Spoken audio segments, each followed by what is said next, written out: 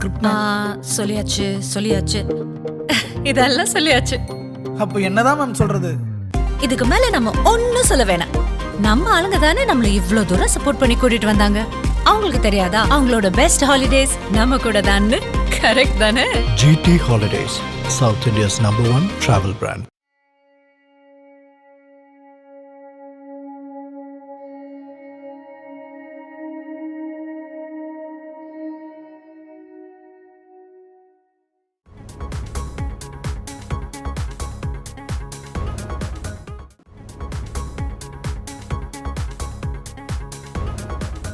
Touring talkies ரசிகர்களுக்கு வணக்கம். வாங்க லென்ஸ் நிகழ்ச்சிக்கு போகலாம்.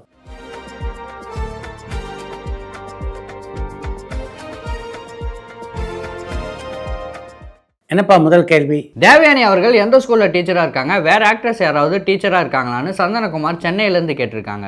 தேவயானி இப்போ எந்த பள்ளியிலும் ஆசிரியராக இருப்பதாக தெரியல. அவங்களுடைய மகள் படித்து கொண்டிருந்த சர்ச் பார்க் கான்வென்ட்டில் தான் கொஞ்ச காலம் அவங்க ஆசிரியராக வேலை பார்த்தாங்க.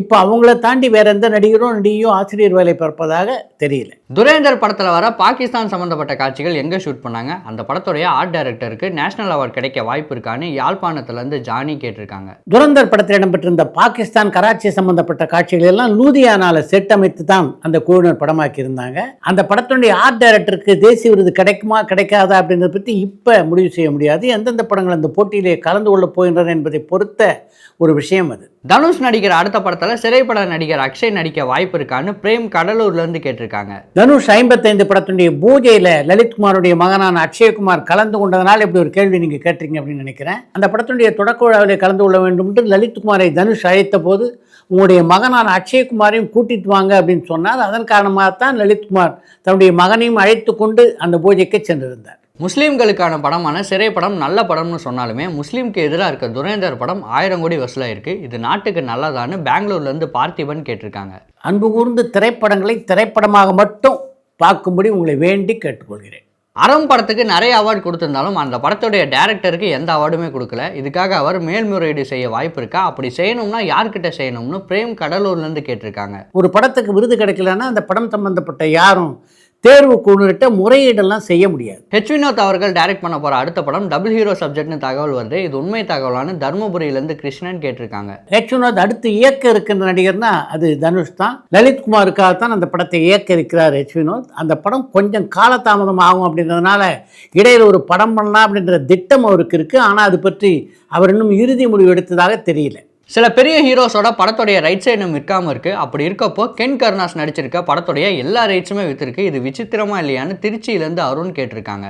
ஒரு திரைப்படத்தினுடைய விற்பனையை பொறுத்தவரையிலே அது எந்த காரணத்துக்காக விற்பனை ஆகிறது, எதனால் விற்பனை ஆகுது அப்படின்லாம் யாராலும் தெளிவாக சொல்ல முடியாது. திரும்பவும் கமல் சாரோட ப்ரொடக்ஷனில் சிவகார்த்திகேயன் நடிக்க வாய்ப்பு இருக்கான்னு திருச்சியிலேருந்து அருண் கேட்டிருக்காங்க. கமல்ஹாசனுடைய தயாரிப்பில் சிவகார்த்தி நடிக்க வாய்ப்பு இருக்கா அப்படின்னு நீங்கள் கேள்வி கேட்டிருக்கீங்க. உங்களுடைய வாய் முகூர்த்தம் அப்படியே பலிச்சிருச்சு அப்படின்னு தான் சொல்லணும். அடுத்து சிவகார்த்திகேயன் நடிக்க இருக்கின்ற படமே கமல்ஹாசனுடைய தயாரிப்பு தான். வித்தியாசமான படங்கள் தான் பார்த்திபன் ஒவ்வொரு முறையும் கொடுக்குறாரு. அப்படி இருந்தும் அவரை ஏன் எல்லாரும் கொண்டாடாமல் இருக்காங்கன்னு உதயா சென்னையிலேருந்து கேட்டிருக்காங்க. சினிமா உலகத்தை பொறுத்தவரையிலே படங்கள் வித்தியாசமாக இருந்தால் மட்டும் போதாது, வித்தியாசமான படங்கள் வெற்றி பெற வேண்டும்.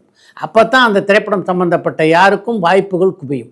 ரஜினிகாந்த் அவர்களுக்கும் ஜெயலலிதா அவர்களுக்கும் கருத்து வேறுபாடு இருந்த சமயத்தில் அந்த கட்சியினர் ரஜினிகாந்துக்கு எந்த மாதிரியான தொந்தரவுகள் கொடுத்தாங்கன்னு பல்லவி ராமேஸ்வரத்துலேருந்து கேட்டிருக்காங்க. ஜெயலலிதாவுக்கும் ரஜினிகாந்துக்கும் கருத்து முரண் இருந்த காலகட்டத்தில் கூட அதிமுகவினர் யாரும் ரஜினிகாந்துக்கு எந்த தொல்லையும் கொடுக்கவில்லை என்பதுதான் உண்மை.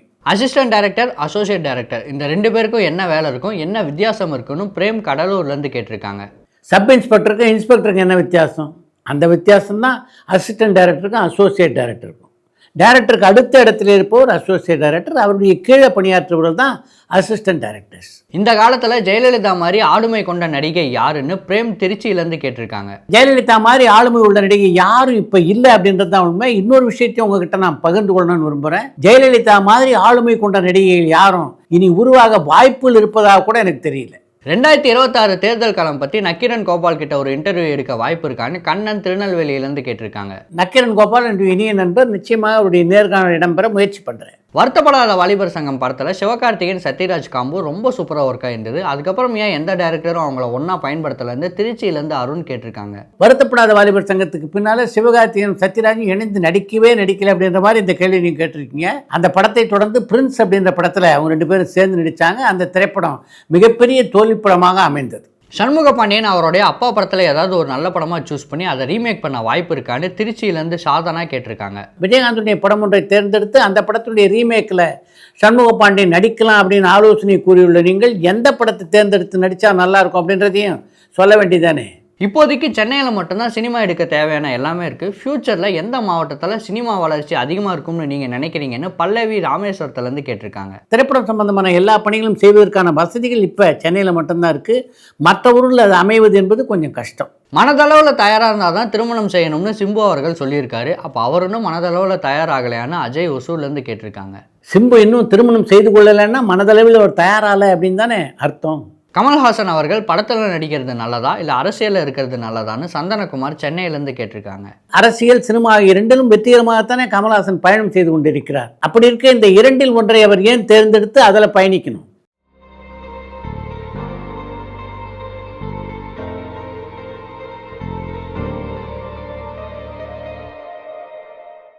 பொதுவாக ராஜமௌழி, சங்கர் மாதிரியான பிரம்மாண்டமான டேரக்டர் ஒரு படத்துக்கும் இன்னொரு படத்துக்கும் பெரிய கேப் எடுத்துக்கிறாங்க. ஒரு கற்பனை கதை எழுதுறது கூட அவ்வளோ பெரிய கேப் எடுக்கணுமான்னு பிரேம் கடலூர்லேருந்து கேட்டிருக்காங்க. ஆண்டுக்கு 200 படங்கள் தயாராகுதுன்னா அதில் 190லேருந்து 198 படங்கள் கற்பனை கதையை அடிப்படையாக கொண்ட படங்கள் தான். கற்பனை கதை எழுதுவதுக்கு தான் ரொம்ப காலம் பிடிக்கும். அப்படி இருக்க அதுக்கு காலம் எடுத்துக்கணுமா அப்படின்னு நீங்கள் கேட்டால் எப்படி? அடுத்து இன்று ஒரு தகவல்.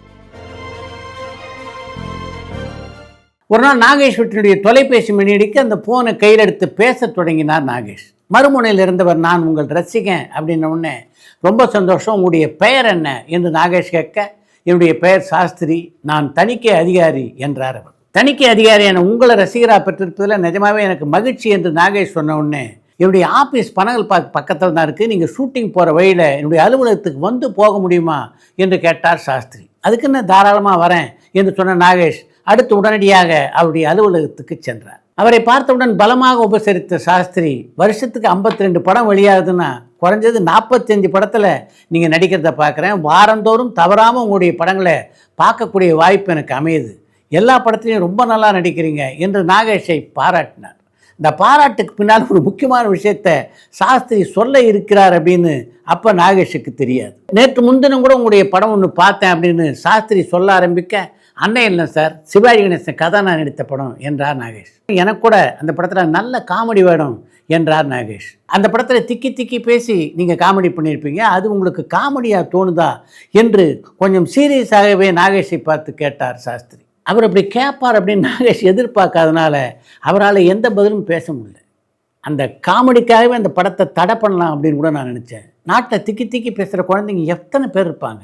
இந்த படத்தில் நீங்கள் அவங்கள கிண்டல் பண்ணிக்கிறத பார்க்கும்போது அவங்களுடைய மனசெல்லாம் நோகாதா? அதை பற்றிலாம் நீங்கள் சிந்தித்து பார்க்க வேண்டாமா? காமெடின்றது மற்றவங்களுடைய மனசை நோகடிக்காமல் இருக்கிறது ரொம்ப முக்கியம் என்று சாஸ்திரி சொன்னபோது அவருக்கு பதில் சொல்ல முடியாமல் அப்படியே திக்குமுக்காடி நின்றார் நாகேஷ்.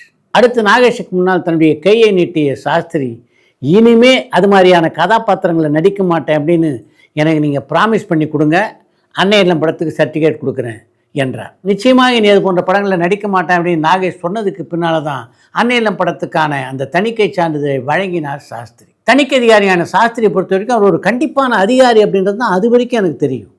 அவர் எப்படிப்பட்ட ஒரு மனிதாபிமானி என்பதை தெரிந்து கொள்ளக்கூடிய வாய்ப்பு அன்றைக்கு எனக்கு கிடைத்தது என்று ஒரு கட்டுரையிலே பதிவு செய்திருக்கிறார் நாகேஷ்.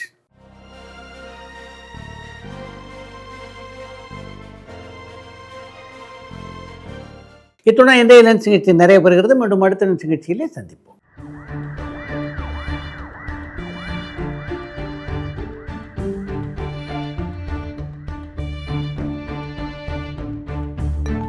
பரபரப்பான சினிமா செய்திகள், நட்சத்திரங்களின் பேட்டிகள், சினிமா வரலாறு ஆகியவற்றை பார்க்கவும் படிக்கவும் உங்களுக்கான இணையதளம் touringtalkies.co.